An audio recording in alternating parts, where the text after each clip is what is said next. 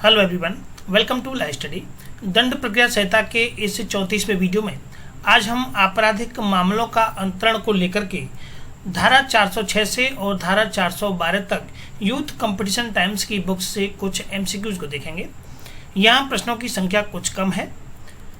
इस पूरी बुक का पीडीएफ आप हमारे टेलीग्राम चैनल ला स्टडी से प्राप्त कर सकते हैं, जहां आप इसे सीआरपीसी यूथ एमसीक्यूज के नाम से सर्च कर सकते हैं। सो फ्रेंड्स, आप अगर चैनल को पहली बार विजिट कर रहे हैं तो आप चैनल को सब्सक्राइब कर लें तथा उसके पास बने बेल आइकन बटन को प्रेस कर लें, जिससे कि सभी वीडियोस का नोटिफिकेशन आपको मिल सके।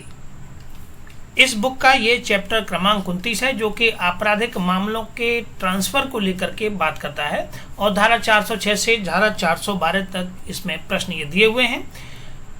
अंतरण का तात्पर्य होता है किसी भी मामले को या किसी अपील को एक न्यायालय से दूसरे न्यायालय में ले जाना या एक राज्य के न्यायालय से दूसरे राज्य के न्यायालय में ले जाना, जिसके संबंध में जो पावर दी जाती है ये हाई कोर्ट को दी जाती है और सुप्रीम कोर्ट को दी जाती है। हाई कोर्ट राज्य के एक हिस्से से दूसरे हिस्से में मामले को ट्रांसफर कर सकता है तथा सुप्रीम कोर्ट एक राज्य से दूसरे राज्य में मामले को स्थानांतरित कर सकता है। धारा 406 से लेकर के धारा 412 तक इसमें दिए हुए हैं।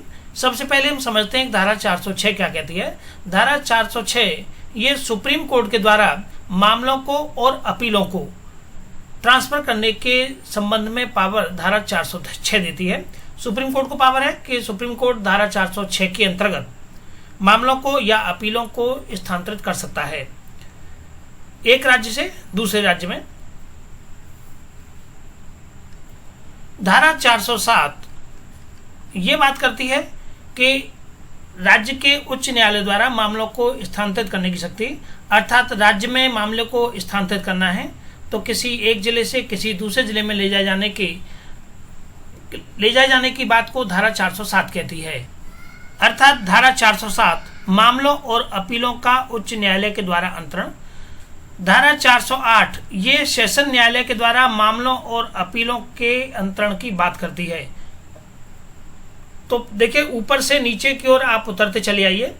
पहले सुप्रीम कोर्ट धारा 406 में, हाई कोर्ट 407 में और सेशन कोर्ट 408 में। इसके बाद आता है धारा 409। धारा 409 ये सेशन न्यायालय के द्वारा मामलों और अपीलों को वापस लिए जाने से संबंधित है। धारा 410 ये मजिस्ट्रेटों के द्वारा मामलों को वापस लिए जाने से संबंधित है। और धारा 411 ये कार्यपालक मजिस्ट्रेट के द्वारा अपने अधीनस्थ मजिस्ट्रेटों को मामले को हवाले करना या मामले को वापस लिए जाने से संबंधित है। धारा 412 ये धारा 408, धारा 409, धारा 410 और धारा 411 के अधीन सेशन न्यायालय के द्वारा या सेशन न्यायाधीश के द्वारा और कार्यपालक मजिस्ट्रेट के द्वारा ऐसे कारणों को लेखबद्ध किए जाने से संबंधित रखती है धारा 412। इस तरह से ये हुआ आपका धारा 406 से और धारा 412 तक का सारांश। अब हम इसके प्रश्नों को देखते हैं। पहला प्रश्न है कि मामलों और अपीलों को एक उच्च न्यायालय से दूसरे उच्च न्यायालय को अंतरित करने की उच्चतम न्यायालय की शक्ति का प्रयोग निम्नलिखित में से किस एक के आवेदन पर किया जा सकता है। सुप्रीम कोर्ट की जो शक्ति है ये धारा 406 में दी गई है और यहाँ भारत के महान्यायवादी के आवेदन पर ऐसा किया जा सकता है। सही ऑप्शन यहाँ पर इसका बी है। दंड प्रक्रिया संहिता की धारा 406 में मामलों और अपीलों को, कुछ मामले और कुछ अपीलें सुप्रीम कोर्ट के समक्ष जो जाते हैं उन्हें अंतरित करने की उच्चतम न्यायालय की शक्ति का प्रावधान करती है धारा 406। धारा 406 के खंड 2 में ये कहा गया है कि उच्चतम न्यायालय के महान्यायवादी या हितबद्ध पक्षकार के, या तो महान्यायवादी के कहने पर या कोई हितबद्ध पक्षकार, जो भी व्यक्ति ऐसा अंतरण कराना चाहता है उसके आवेदन पर ऐसा किया जा सकता है। आवेदन पर ही इस धारा के अधीन कार्य कर सकता है सुप्रीम कोर्ट करेगा, या तो महान्यायवादी के आवेदन पर, अटॉर्नी जनरल के आवेदन पर या किसी हितबद्ध पक्षकार के आवेदन पर।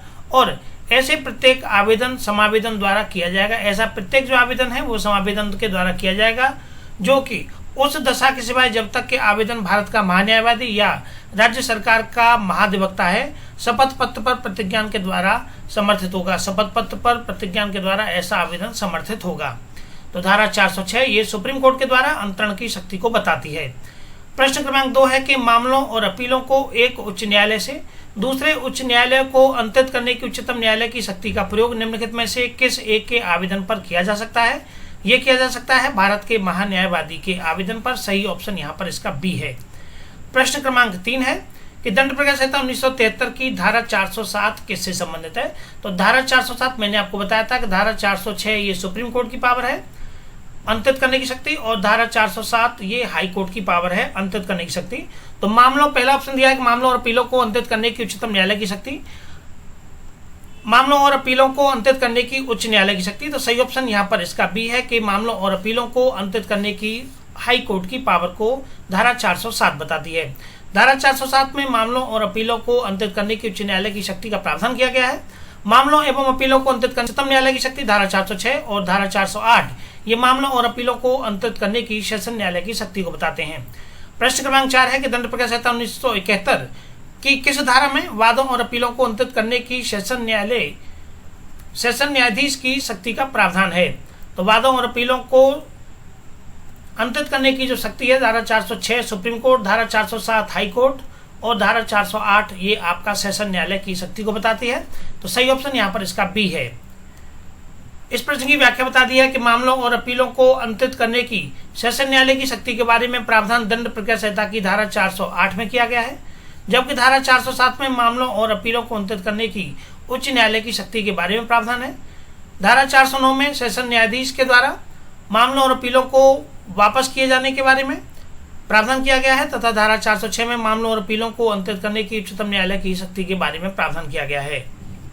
अन्य प्रश्न भी अगर इस पे बनते हैं तो देखिए धारा 409 में सेशन न्यायालय के द्वारा मामलों और अपीलों को वापस लिए जाने से संबंधित है। धारा 410 ये मजिस्ट्रेटों के द्वारा मामलों को वापस लिए जाने से संबंधित है। प्रश्न यदि बनता है कि किस धारा के अंतर्गत मामलों को वापस लिए जाने का प्रावधान मजिस्ट्रेटों के द्वारा किया गया है, तो धारा ये आपका धारा 410 है। और धारा 411 पर प्रश्न बनता है तो धारा 411 ये प्रावधान करती है कि कार्यपालक मजिस्ट्रेट के द्वारा मामलों को अपने अधीनस्थ मजिस्ट्रेटों को दिया जाना, उनके हवाले किया जाना या उनसे वापस लिया जाना। तो चलिए फ्रेंड्स, आज के वीडियो में इतना ही। प्रश्नों की संख्या कम रही इसमें। इससे आगे के वीडियो में इसके हम चैप्टर क्रमांक 3 जो कि दंडादेशों का निष्पादन, निलंबन, परिहार और लवकरण को लेकर के प्रावधान करता है, हम इन प्रश्नों की व्याख्या करेंगे। सो प्लीज़ आप वीडियो को अधिक से अधिक शेयर करें तथा इस बुक का PDF आप हमारे टेलीग्राम चैनल लाइव स्टडी से प्राप्त कर सकते हैं। बहुत जल्दी हम आपके लिए टेस्ट सीरीज की सुविधा उपलब्ध कराएंगे जो कि वेबसाइट के माध्यम से होगी। So thank you for watching.